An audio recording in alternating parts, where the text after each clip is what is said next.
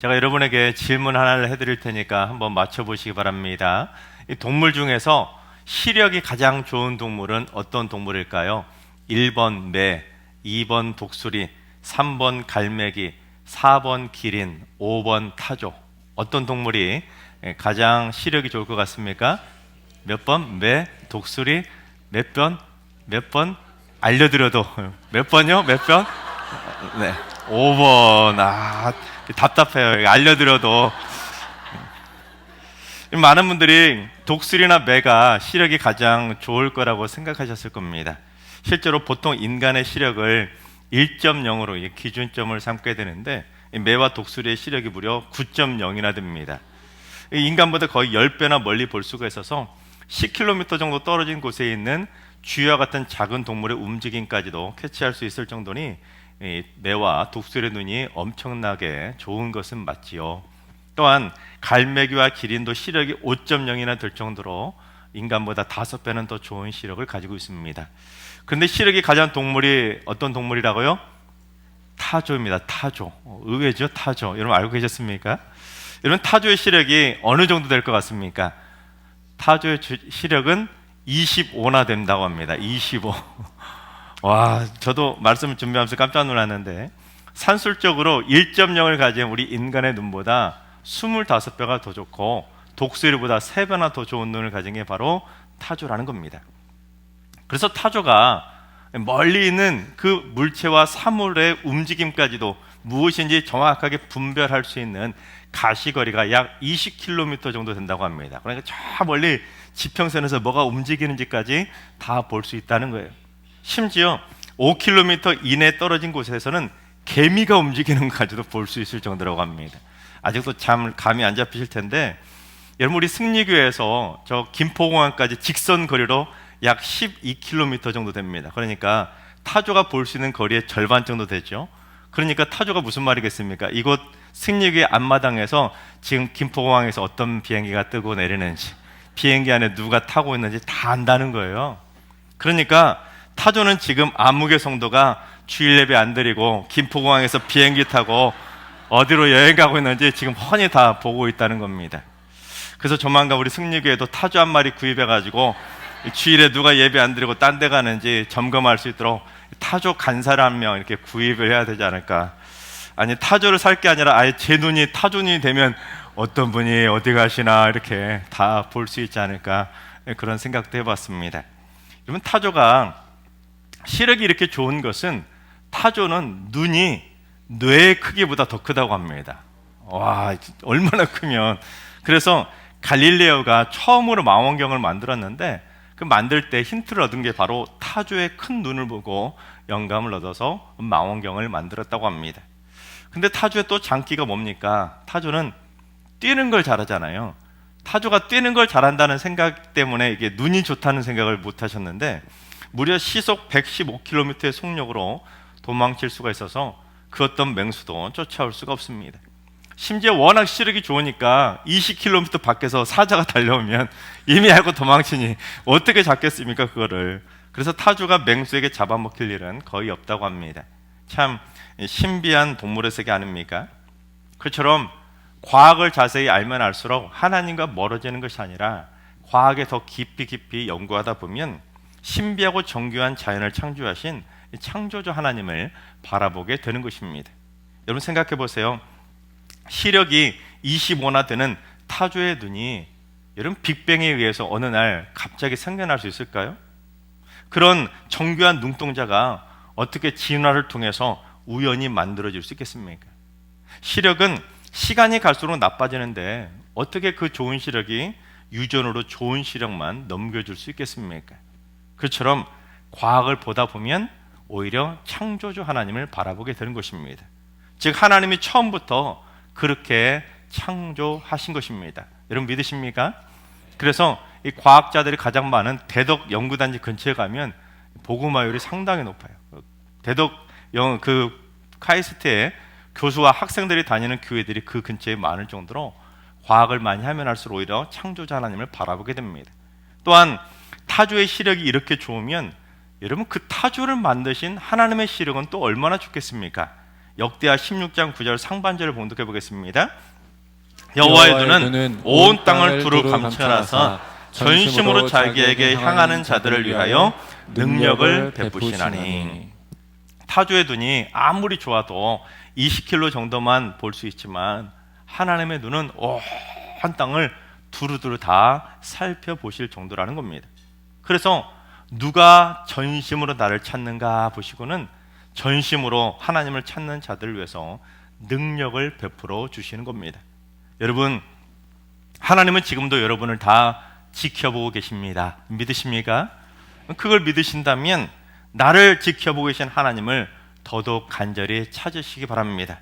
그러면 하나님께서 여러분에게 지혜의 능력도 주시고 건강의 능력도 주시고 물질을 얻는 능력도 주시고 다양한 능력들을 여러분에게 더해 주실 줄로 믿습니다. 근데 이 타조가 또한 기린이나 매와 독수리처럼 인간보다 몇 배는 더 시력이 좋고 그렇게 시력이 좋은 동물들도 참 많이 있지만 동물의 시력이 아무리 뛰어나도 동물이 인간을 따라잡을 수 없는 것이 있습니다. 그게 뭐냐면 인간에게는 동물이 보지 못하는 영적인 세계를 바라볼 수 있는 영안이라고 하는 눈이 또 하나 더 있기 때문입니다. 오늘 본문의 이사야 선지자도 영안을 통해서 다양한 것들을 보게 되었는데 우리도 이사야처럼 영안을 열고 무엇을 바라봐야 될지 한번 살펴보도록 하겠습니다. 첫째, 성전에 가득한 하나님의 영광을 바라본 것입니다. 1절을 봉독해 보겠습니다. 우시야 왕이 죽던 해에 내가 본즉 주께서 높이 들린 보좌에 앉으셨는데 그의 옷자락은 성전에 가득하였고. 이사야가 이 우시야 왕이 죽던 해에 하나님을 본 겁니다. 그런데 이 1절을 해석할 때 중점적으로 우리가 꼭 주의해야 될 포인트가 되는 단어가 뭐냐면 왕과 보좌입니다. 여러분, 보좌에 앉는 존재가 누구입니까? 왕이잖아요, 왕. 그런데 이 왕의 보좌에 앉아 있어야 할 인간 우시야 왕이 죽던 해에 인간 왕이 앉는 보좌보다 더 높이 들린 저 하늘 보좌에 앉아 계신 만왕의 왕 하나님을 이사야가 바라보게 된 겁니다. 그리고 하나님의 옷자락이 성전에 가득할 정도로 저 하늘 성전에 하나님의 영광이 가득 찬 그 영광스러운 모습을 이사야가 보게 된 겁니다. 그런데 하나님의 영광이 성전에 얼마나 가득했으면 그 하나님을 모시고 곁에 있던 천사들이 어떻게 할 수밖에 없었는지 2절과 3절을 봉독해 보겠습니다. 스랍들이 모시고 섰는데 각기 6 날개가 있어 그 둘로는 자기의 얼굴을 가리었고 그 둘로는 자기의 발을 가리었고 그 둘로는 날며 서로 불러 이르되 거룩하다 거룩하다 거룩하다 만군의 여호와여 그의 영광이 온 땅에 충만하도다 하더라. 여러분, 스랍들이라는 표현이 나오는데 스랍들이라고 번역이 된 히브리어가 세라핌이라고 하는 단어입니다. 근데 이 세라핌이라는 단어가 무슨 뜻을 가지고 있냐면 불타는 자들이라는 뜻을 가지고 있습니다. 천사인데 막 몸에 불이 나는 것처럼 확 타오르는 그런 형상을 가지고 있는 천사입니다. 특히 그렇게 활활 타오르는 불타는 형상인데 날개가 6개나 달려있는 겁니다. 여러분, 불이 붙은 천사의 모습만 여러분 앞에 딱 나타나도 뭔가 좀 무시무시할 텐데 그렇게 무시무시한 천사들조차도 보좌에 앉으신 하나님을 감히 제대로 볼 수가 없었던 겁니다. 그래서 2개의 날개를 가지고는 막 하나님 보좌 곁에서 날고 2개의 날개를 가지고는 자신들의 얼굴을 가리고 감히 볼 수 없으니, 그리고 2개의 날개로는 죄악과 더러움을 상징하는 자신들의 발을 가릴 수밖에 없었던 겁니다. 그리고 천사들이 서로 거룩하다 거룩하다 거룩하다 만군의 여호와여 그의 영광이 온 땅에 충만하도다 라고 다 같이 천사들이 하나님을 노래하며 찬양한 겁니다. 그처럼 하늘 보좌에 앉으신 만왕의 왕 하나님의 모습이 얼마나 영광스럽고 영광스러웠으면 그 천사들도 감히 볼 수 없었지만 이사야 선지자는 그 영광스러운 하나님의 모습도 볼 수 있었고 천사들의 모습도 다 볼 수가 있었던 것입니다. 그런데 여러분, 이사야 선지자가 봤던 이 영광스러운 모습을 이사야만 본 것이 아니라 요한계시록 4장을 보면 사도 요한도 똑같이 보게 됩니다. 그리고 이제 우리도, 바로 여러분도 먼 날 천국에 가게 되면 저 하늘 보좌에 앉아 계신 그 영광스러운 하나님의 모습을 바라보게 될 줄로 믿습니다. 또한 바로 이곳 성전에도 하나님께서 임재하셔서 천군 천사가 화답하는 하나님의 영광이 이곳 성전에 가득하게 될 줄로 믿습니다. 둘째, 자신이 죄인임을 바라본 것입니다. 여러분, 천사들이 하나님의 그 영광스러운 모습을 보고 얼마나 큰 소리로 하나님을 거룩하다고 노래하며 찬양을 했던지 성전 문지방의 땅은 막 흔들릴 정도로 그 성전이 요동을 친 겁니다. 그런데 여러분, 지진이 일어나면 먼지가 확 피어오르잖아요. 마찬가지로 그처럼 성전이 얼마나 심하게 요동치며 진동했으면 마치 연기가 피어오르듯 그렇게 연기가 충만할 정도의 신비한 성전의 모습을 이사야가 바라보게 된 겁니다. 그처럼 이사야가 하나님의 영광도 보고 천지가 요동치는 것 같은 강한 진동을 느끼게 되자 이사야가 어떻게 했는지 5절을 봉독해 보겠습니다. 그때 내가 말하되 화로다 나여 망하게 되었도다. 나는 입술이 부정한 사람이요 나는 입술이 부정한 백성 중에 거주하면서 만군의 여호와이신 왕을 배웠음이라 하였도다. 화로다, 이제 내가 망하게 되었도다 라고 스스로가 죄인임을, 화를 당할 죄인임을 고백한 겁니다. 왜냐하면 나는 입술이 부정한 사람인데 감히 만군의 여호와이신 왕을 배웠다고, 만왕의 왕이신 하나님을 배웠다고 두려움에 떨었던 것입니다. 즉 이사야는 그 거룩하신 하나님의 영광을 보고는 자기도 백성들처럼 입술이 부정한 죄인이라는 것을 스스로의 정체를, 스스로 정체성을 바라보게 된 것입니다. 여러분, 하나님의 영광을 바라본다면 얼마나 영광스럽겠습니까?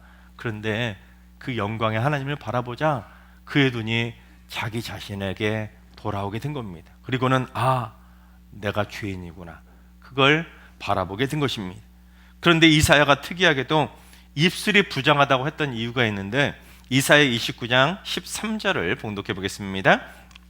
주께서 이르시되 이 백성이 입으로는 나를 가까이하며 입술로는 나를 공경하나 그들의 마음은 내게서 멀리 떠났나니 그들이 나를 경외함은 사람의 계명으로 가르침을 받았을 뿐이라. 이 백성이 입으로만 하나님을 가까이하고 입술로만 하나님을 믿는다고 하나님을 공경할 뿐 사실 마음은 다 딴 데가 있다는 겁니다.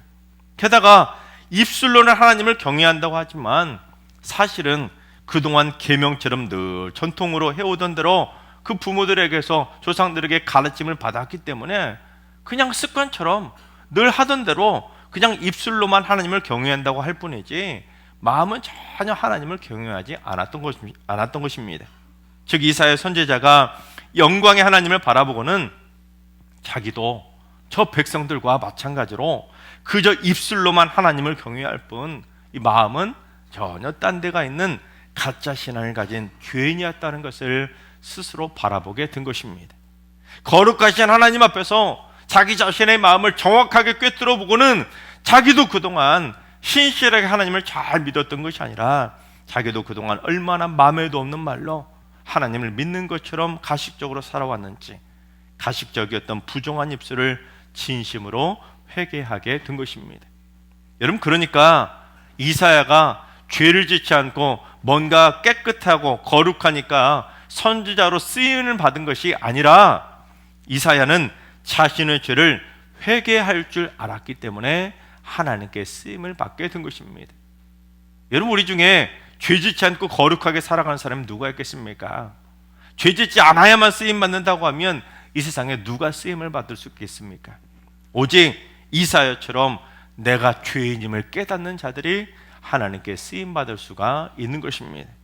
여러분, 지금 사순절을 보내고 있는데 천하의 이사야도 자기가 망할 수밖에 없는 부정한 입술을 가진 화를 당할 죄인이라는 것을 바라본 것처럼 여러분, 이번 사순절 기간에 우리도 자신이 부정한 입술을 가진 죄인이라는 것을 꼭 바라볼 수 있기를 바랍니다.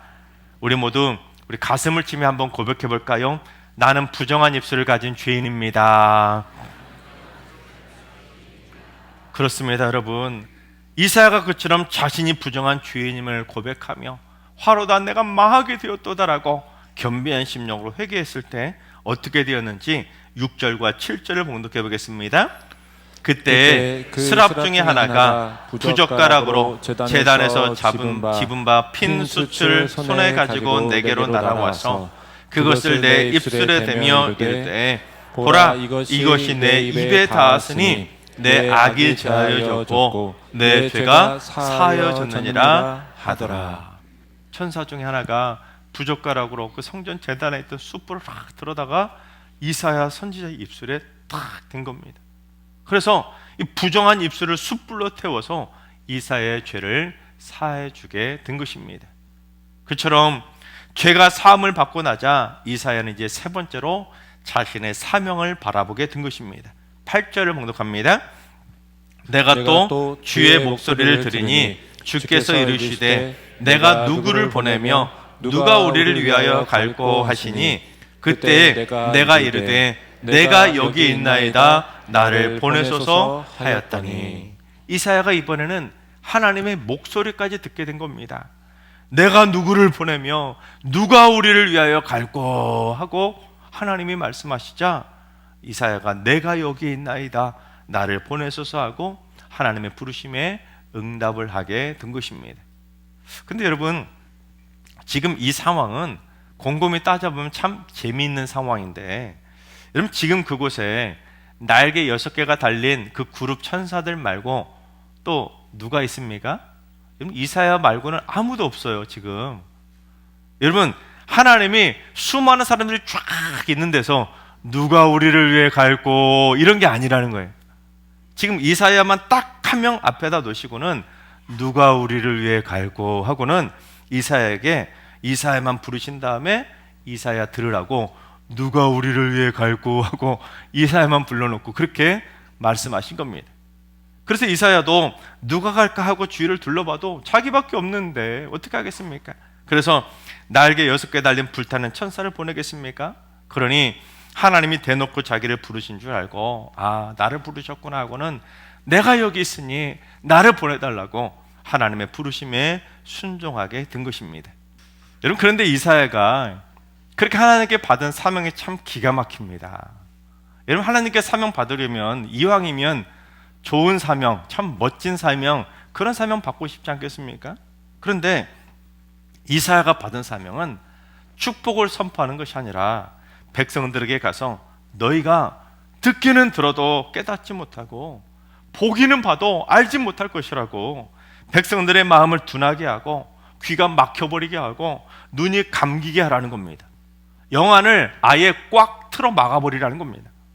행여라도 그들이 영안이 열려서 눈으로 보고 귀로 듣고 마음을 깨달아서 다시 돌아와서 고침받지 못하도록 이 성읍이 완전히 황폐하게 될 때까지 그들에게 하나님의 심판을 선포하라는 겁니다.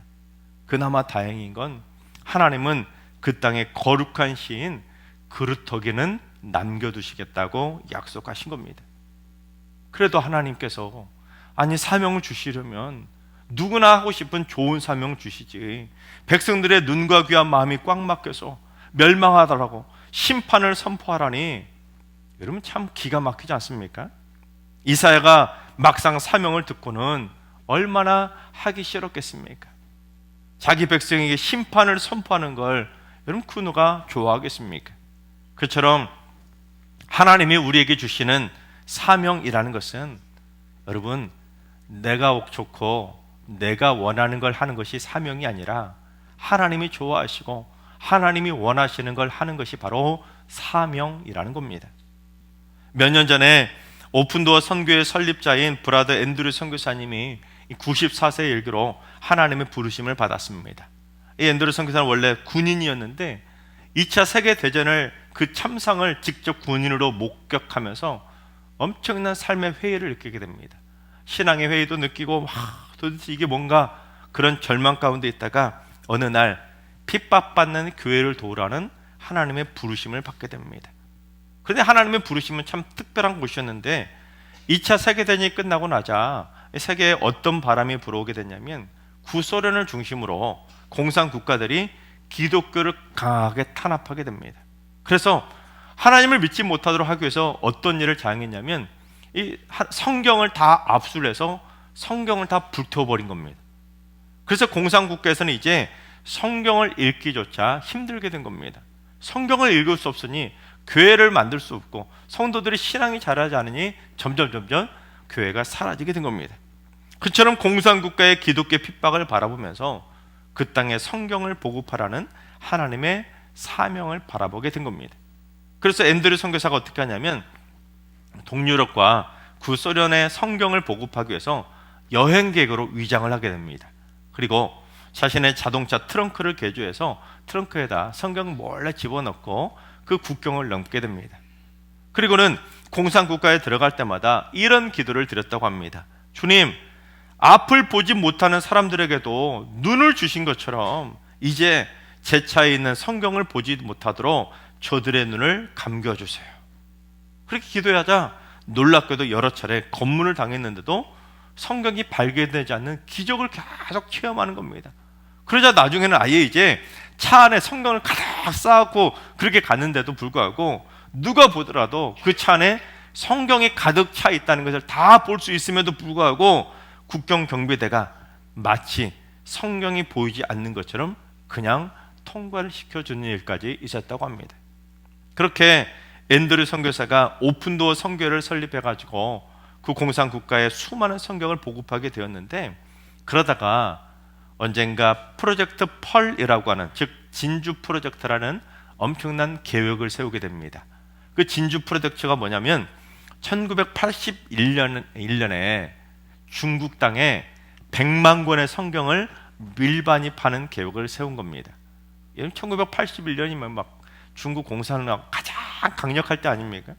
그런데 여러분 어떻게 됐을까요? 기적처럼 중국 남부의 해안으로 그 100만 권의 성경을 밀반입하는데 성공을 하게 되면서 중국 지하교를 만드는데 그 성경책이 결정적인 역할을 하게 됩니다. 그래서 중국 땅에 남겨진 거룩한 시인 그루터기들에게 성경을 보급할 수 있게 된 것입니다. 그래서 앤드류 선교사는 하나님의 밀수꾼이라는 별명을 갖게 됩니다. 그때 앤드류 선교사가 이랬다고 합니다. 성경이 없으면 교회도 없다. 교회가 없으면 신앙도 없다. 그러므로 성경을 가져다 주는 것은 가장 중요한 일이다. 그처럼 앤드류 선교사는 지난 60년간 약 125개국을 방문하면서 성경을 보급하는 사명을 위해 목숨을 바쳤던 겁니다. 하나님께서 사랑하신 여러분, 지금 이 세상에는 우리가 볼 필요도 없고 봐서는 안 되는 헛되고 헛된 것들이 너무나 많이 있습니다. 그래서 그런 헛되고 헛된 것들, 쓸데없는 것을 바라보며 쓸데없는 헛된 인생을 사는 인생들이 참 많이 있습니다. 여러분, 우리 모두 영안을 활짝 열고 이제 앞으로는 우리가 꼭 봐야 할 것만 바라보며 하나님의 뜻대로 가치 있는 삶을 살아가시기 바랍니다. 먼저 이곳 성전의 만왕의 왕이신 하나님이 임재하시는 영광스러운 모습을 꼭 바라봄으로 말미암아 우리도 거룩하신 하나님을 천사들과 함께 기쁨으로 찬양하시기 바랍니다. 그리고 이사야처럼 나는 부정한 입술을 가진 죄인임을 꼭 바라보며 하나님 앞에 철저하게 회개하시기 바랍니다. 그래서 주님의 십자가 앞에서 입술로 죄를 짓던 자신의 죄를 철저히 회개함으로 말미암아 성령의 숯불로 여러분의 모든 죄악들이 다 태워질 수 있길 바랍니다. 무엇보다 하나님이 부르시는 사명에 우리 모두 즉시 순종하셔서 하나님이 원하시는 자리에서 하나님이 원하시는 대로 쓰임을 받는 일평생 겸손한 사명자들이 다 되시기를 주님의 이름으로 축원합니다.